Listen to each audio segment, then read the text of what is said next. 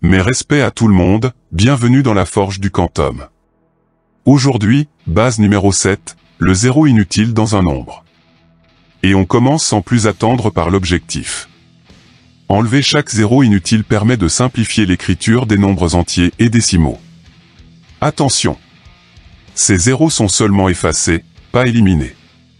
Ils peuvent être affichés au besoin, par exemple dans une addition, base numéro 3, une soustraction, base numéro 4, ou une division euclidienne, base numéro 6. On le verra aussi dans les multiplications et divisions par 10, 100, 1000, etc., la semaine prochaine dans la base numéro 8. Abordons un peu la numération des nombres entiers avec ce tableau. Il est composé de 4 catégories de nombres, qui sont les suivantes, unités, 1000, millions et milliards. Chacune est coupée en 3 parties, unités, dizaines et centaines. Par exemple, 123 se positionnera ainsi dans le tableau, une centaine, 2 dizaines et 3 unités. Pour 4 567 890, il suffira de placer le chiffre 4 au bon endroit et le reste suivra. On passe à la numération des nombres décimaux avec ce tableau. La partie entière sera à gauche, la partie décimale à droite et une virgule permettra de les séparer. Par exemple, 0,123 prendra cette position, et 45,6 viendra ainsi. 789 n'ayant pas de partie décimale, il sera aligné sur la virgule, c'est-à-dire à sa gauche directement.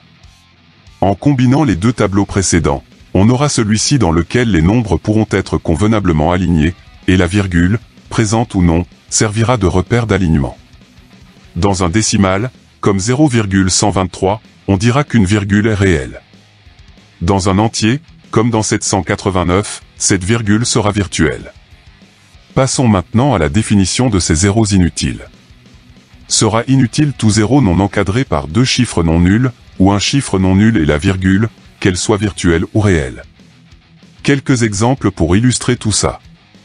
Première ligne, on voit clairement que les zéros devant le 1 ne sont aucunement encadrés par deux chiffres non nuls et donc, ils peuvent être enlevés.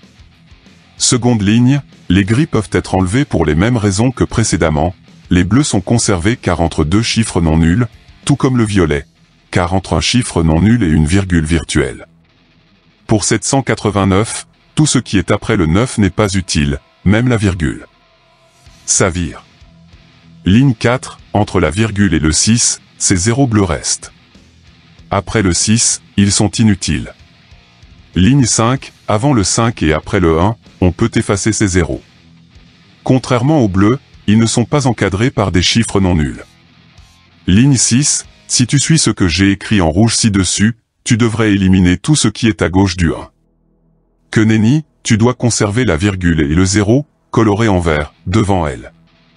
Tout ce qui est avant ce 0 est éliminé, comme les zéros après le 2. Dernière ligne, les zéros bleus sont entre le 3 et la virgule, le violet entre la virgule et le 4 donc, ils sont conservés. Les autres colorés en gris, par contre, ne sont pas utiles. Ça dégage. La base est désormais terminée. Tu as des questions? Tu veux un complément d'information? Rejoins-moi dans l'espace commentaire. Des exercices en PDF librement téléchargeables, dont certains sont corrigés, sont disponibles. Les liens sont dans la description de cette vidéo. À toi de forger maintenant. Prochaine vidéo sur l'enclume. Stay tuned. Tchuss.